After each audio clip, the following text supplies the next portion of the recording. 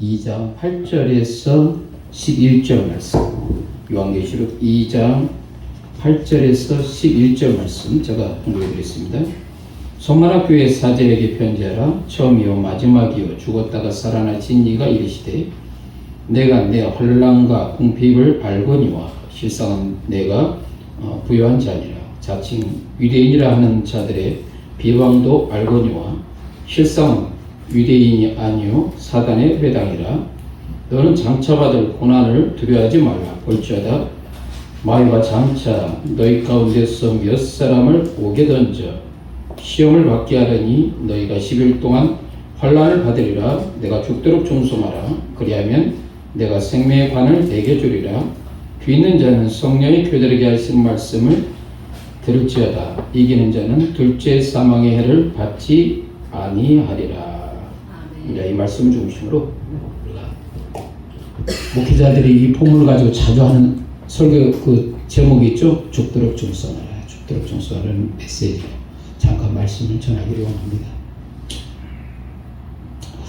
어떻게 보면 이 죽도록 충성하라는 메시지는 명주의 명령은 우리에게 종말론적 긴장을 가져다 주는 것입니다. 우리는 어느 시대를 살고 있다? 마지막 때를 살고 있습니다. 이제 주님 오실 때가 불과 얼마 남지 않았습니다. 그럼 우리는 매일 매 순간에 긴장을 가져야 된다는 것입니다. 근데 우리 긴장을 갖는 우리의 태도는 어떤 태도다? 충성하라.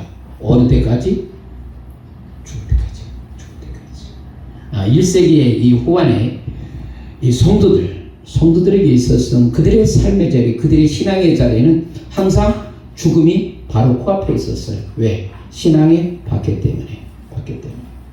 특히 이 소만화 도시에서는 이 황제 숭배와 상당히 우상을 많이 섬겼고 또한 혼합주의가 많이 성행했어요. 특히 이들에게 있어서의 인사는 어떤 인사입니까? 가이사는 주님이시다. 가이사는 주님이시다라는 인사를 했습니다. 그렇다면 여러분이 그런 인사를 받았을 때 어떻게 인사를 하겠어요? 똑같이 가이사는 주님이시라고 화답하겠습니까? 아니면 예수님은 주님이시라고 인사를 하겠습니까? 여러분의 인사는 뭐죠? 대답 안 하시네. 예수님은 주님이시다라는 그런 인사를 하겠죠. 그러나 그러한 인사와 그러한 신앙의 고백을 통해서 무엇을 감당해야 되죠? 무엇을 감당해? 죽음까지, 순교의 자리까지 감당할 수밖에 없는 겁니다.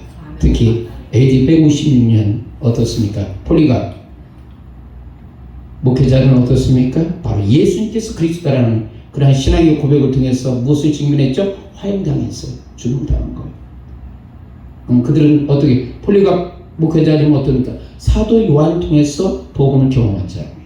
그렇기 때문에 단단한 신앙을 가졌어요. 순교의 신앙을 가졌어요.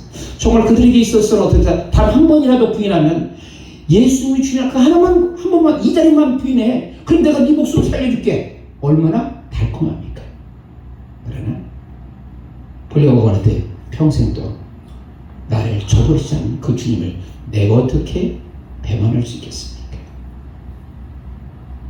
이런 고백이에요. 그게 뭐예요? 바로 그게 죽도록 충성이라는 거죠. 사도 바울이 자기 사랑하는 동역자 데마에게는 이렇게 얘기했습니다. 데마는 세상을 사랑함으로 데살로니가로 갔고 왜 갔습니까? 도망친 거예요. 노마의 황제의 그 핍박이 너무나 세기 때문에 이 노마라는 이 도시에서 같이 사도 바울과 동역하기가 없었어요. 그래서 잠시 피한 겁니다. 그랬더니 사도 바울이 뭐라고 했어요? 대마는 세상 사랑함으로 데살로니가로 갔고 평생 불명예를 당하잖아요. 이 죽도록 충성하는 것은 정말 우리에게 있어서 마지막 때를 살아가는 우리에게 있어서 종말론적 긴장을 갖는다. 그렇다면 우리가 어떻게 이 죽도록 충성할 수 있을까? 첫 번째 주님의 하신 바가 되라. 세상 사람들이 나를 알아주지 못해도 오직 누구만 알아주면 됩니까? 예수님만 알아주면 되는 거야. 예수님만 알아주면 돼. 그렇다면 적어도 내가 예수님께 아신 바가 된다면 나는 어떤 신앙의 삶과 믿음의 결단을 할 것인가라는 우리의 도전과 결단이 필요하잖아요. 빌립보서 1장 29절 말씀이 정말 우리에게 교훈되는 메시지입니다. 그렇게서 우리를 위해서 너에게 은혜를 주신 것은 다만 그를 믿을 뿐 아니라 예수님을 믿을 뿐 아니라 그를 위해서 예수님을 위해서 고난도 받게 합니다. 아멘. 그러니까 우리의 믿음과 우리 고난은 달리 가야 됩니까? 아니면 같이 가야 됩니까? 대답을 안 하시고 그러니까 달리 가고 싶은 겁니다. 여러분의 마음을 어떤 마음이죠? 같이 가야 되죠? 동절의 양미처럼 같이 가야 됩니다. 같이 가야 돼요. 항상 대답을 하죠. 디모데후서 3장에서는 뭡니까? 우리 그리스도 안에서 경건하게 살고자 하는, 어떻게 살고자? 경건하게 살고자 하는 자. 핍박을 받으리라. 핍박을 받으리라. 경건하게 사는 것을. 적어도 1세기 후반의 서만학교의 성도들에게 있어서는 이 환난과 핍박을 돌파하는 강력함이 필요했어요. 왜 그들이 환난과 핍박을 당합니까? 예수 그리스도를 주님이라는 그 고백하는 그 신앙 때문에. 때로는 이 소만한 도시의 시민권이 박탈당하는 그러한 위기 상황에도 불구하고 여전히 포기할 수 없는 것. 뭡니까? 예수님 그리스도다. 그 신앙의 고백이에요. 그러면서 그들의 신앙의 자리에서는 뭐가 있었습니까? 예수의 흔적이 있었어요. 사도 바울도 얘기했잖아요. 갈라디아서 6장 10절. 나를 더 이상 괴롭게 하지 말아라. 나를 더 이상 비방하지 말아라. 내 몸에는 예수의 흔적이 있느니라. 담대하잖아요? 40에 한 대가는 가만 매를 5번이나 3번 퇴장하고 3번 파선을 경험. 죽음과 삶의 그 경계성산에 있는 사도 바울이 어떤 신앙의 고백을 합니까? 내 몸에 예수의 흔적이. 그러게 그 인생의 마지막 그 마침표의 그 자리에서 위대한 신앙을 고백을 합니다. 내가 선한 싸움을 싸웠다. 내가 달려갈 길을 마쳤다. 내가 믿음을 지켰다. 아멘. 이 고백이 바로 여러분의 고백이 되길 원합니다. 아멘. 그리고 주님께서 여러분의 안고 일었음을 아시고 아멘. 여러분이 어디 있든지 간에 주님께서 여러분을 내가 너를 알아. 아멘. 내가 너를 붙잡고 있어. 아멘. 두려워하지 마라. 내가 너와 함께하고 있어. 놀라지 마라. 나는 내 하나님 이름이야. 아멘. 그 인정함 있지 않을까요? 두 번째. 우리가 어떻게 죽도록 충성합니까? 하나님 의식에 부유한 자가 되라. 아멘? 영적 부유를 이야기하는 거죠. 사도 바울은 로마서를 기록하면서 로마서 11장에 위대한 신앙의 고백을 합니다. 깊도다 하나님의 지혜와 지식에 부유하며. 그 영적 아주 깊은 깨달음이에요. 3000년 전까지 경험했던 사도 바울의 영적 깊은 깨달음 속에서 하나님을 알면 알수록 그의 부유함 속에 빠져들어갈 수밖에 없어. 여러분은 누구에게 빠집니까? 세상에서 빠지나요? 아니요. 아니면 하나님께 빠지나요? 하나님께 빠지면 빠질수록 여러분 무엇을 경험합니까? 부유함을 경험하게. 그렇게 사도 바울은 빌립보서 4장 13절에 위대한 신앙의 고백을 합니다. 내게 능력 주신 자 안에서 내가 모든 것을 할 수 있느니라. 내가 부하게도 내가 낮은 자리에 있어도 모든 것을 경험하지만 그러나 여전히 나는 부유한 자니라. 왜? 하나님의 부유함을 붙잡기 때문에. 그러니까 주님께서 성원의 교회에게 이런 입장을 지고 너는 정말 부유한 자야. 너의 삶의 자리에서 환난과 고통과 너의 경제적인 환난과 고통 나 자신을 알고 있어. 그러나 내가 보기에는 너희는 여전히 부유한 자야. 아멘. 여러분은 어떤 자입니까? 부유한 자. 세 번째, 여러분 정말 죽도록 충성합니다. 그렇다면 죽도록 충성하십시오. 그들에게서 성만한 교회인들에게서는 10일 동안 환란에 던져진다고 했어요.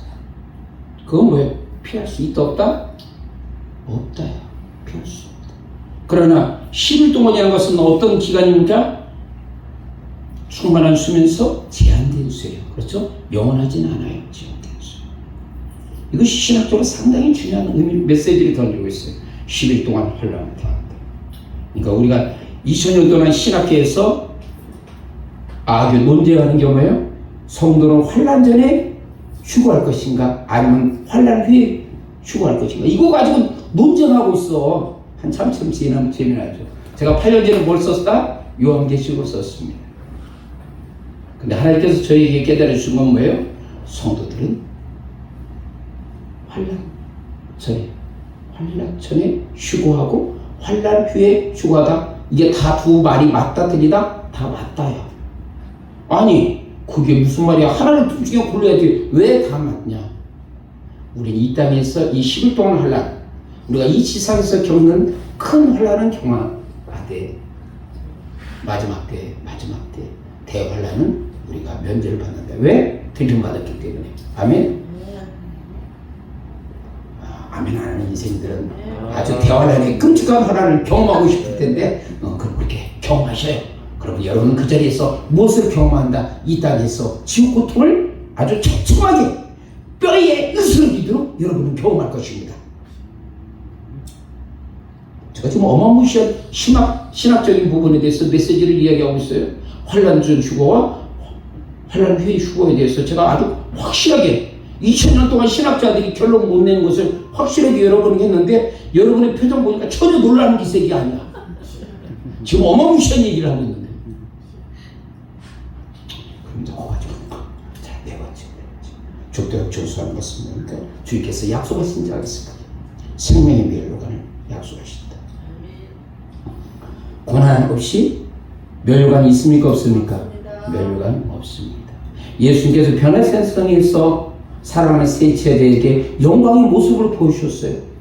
그런데 영광의 모습을 보여주시고 그때 예수님의 제자들이 어디를 갔습니까? 예루살렘에. 예수님의 그 마지막 여정은 어떤 여정이에요? 십자가를 향해서 달려가는 여정이에요. 아멘? 왜 그러면 예수님께서 제자들에게 그 영광의 모습을 보여줬을까요? 여기 중요한 메시지를 받아야 돼요. 그냥 그때 그 영광의 메시지를 받았을 때 베드로는 어떤 반응이에요? 아, 여기가 좋사오니 여기에 초막 셋을 짓고. 그게 사도 바울의 반응이었어요. 근데 예수님께서 원하는 정답이 아니야. 예수님께 원하는 건 뭐예요? 영광을 경험했느냐? 그러면 너희는 자기를 부인하고 자기 십자가 지고 예수님을 따라가는 얘기예요. 왜? 마지막 여정은 어떤 거예요? 십자가예요. 영광 다음에 왜? 영광을 경험했으면 십자가를 경험하는 거예요. 여러분들이 하나님 예수를 믿고 하나님의 영광을 경험했으면 어디로 가는 거예요? 십자가로 가는 거예요. 자기 십자가를 지고. 그때 주님께서 그 보상으로 뭐니까 영생의 축복을 주신다. 그 보상. 그러면서 주님께서 이기는 자에게 주는 거예요. 둘째 사망의 해를 받지 않는다. 둘째 사망. 여러분들의 삶 속에서 둘째 사망은 무엇입니까? 불못이죠. 그럼 여러분에게 있어서의 둘째 사망은 여러분이 직면합니까? 직면하지 않습니까? 여전히 대답을 안 하시네.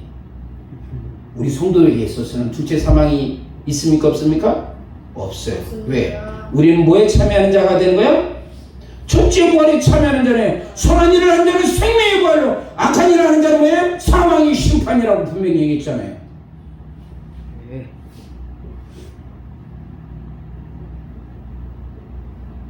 이 메시지를 통해서 죽도록 충성하는 자에게 주님께서 우리에게 약속하신 건 뭡니까? 생명으로 죽음을 이기는 자가 되라.